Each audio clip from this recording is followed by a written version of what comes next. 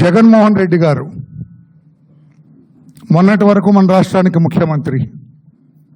రాష్ట్ర ప్రజల అదృష్టమో ఆయన దురదృష్టమో తెలియదు, కానీ పాపం 151 సీట్లు గెలిచిన, అంతకుముందు ఎన్నికల్లో గెలిచిన వ్యక్తి మధ్యలో 5 ఎగిరిపోయి 11 సీట్లకే పరిమితమయ్యారు.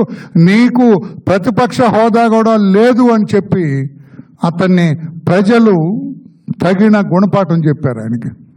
నెత్తి మీద కొట్టి కూర్చోబెట్టారు ఒక పక్కన. ఆయనకి అనుంగు శిష్యుడు విజయసాయిరెడ్డి గారు. వీళ్ళిద్దరి అనుబంధం ఏవన్గా 11 కేసుల్లో ముద్దాయి జగన్మోహన్ రెడ్డి గారు.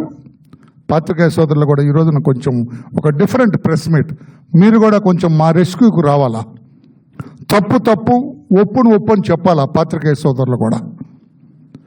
A1 జగన్మోహన్ రెడ్డి గారు పలు కేసుల్లో ముద్దాయి. ఆయన 11 కేసుల్లో ఛార్జ్షీట్ ఉన్నది ఆయన మీద. 2012లోనే ఛార్జ్షీట్లు వేశారు. అంటే 12 సంవత్సరాల క్రితం 11 కేసుల్లో ఛార్జ్షీట్లు ఎదుర్కొంటున్న వ్యక్తి జగన్మోహన్ రెడ్డి గారు. మొన్నటి వరకు మన రాష్ట్ర ముఖ్యమంత్రి, ఈనాడు శాసనసభ్యుడిగా మిగిలాడు.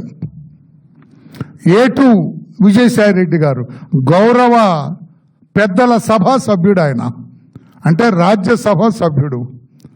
మన రాజ్యాంగం ప్రకారం, డాక్టర్ అంబేద్కర్ రాసిన రాజ్యాంగం ప్రకారం పెద్దలు, మంచి రికార్డు ఉన్న వాళ్ళు, నీతివంతమైన జీవితాన్ని గడుపుతున్న వాళ్ళు లోక్సభలో పాస్ అయిన బిల్లును రాజ్యసభలో పరిశీలించి క్షుణ్ణంగా ఆ బిల్లు యొక్క బాగోగులు అణువణువున నిశితంగా పరిశీలించి ఓకే అని చెప్పే సభ పెద్దల సభ, బాధ్యతాయుతమైన సభ. మరి ఎందుకో తెలియదు, మరి రాష్ట్ర ప్రజల దురదృష్టమా, భారతదేశ ప్రజల దురదృష్టమా, రాజ్యాంగం మరి ఏదైనా కల్పించిన వెసులుబాట నాకు తెలియదు, కానీ అతను 3 సార్లు రాజ్యసభ సభ్యుడు, ఇప్పుడు రాజ్యసభ సభ్యుడు. ఈ 11 కేసుల్లో అతను కూడా A2. జగన్మోహన్ రెడ్డి అని కోర్టులో పిలిస్తే ఆ గుంపులో ఈయన కూడా పోతాడు, కోర్టులో హాజరవుతుంటాడు.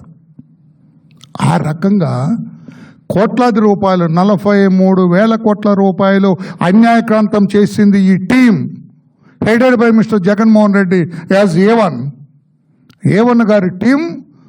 ఆంధ్రప్రదేశ్ రాష్ట్ర ప్రజల సొమ్ము 43,000 కోట్ల రూపాయలు కొట్టేశారని ఛార్జ్షీట్ వేశారు. A1 జగన్మోహన్ రెడ్డి, A2 ఇతను విజయసాయిరెడ్డి.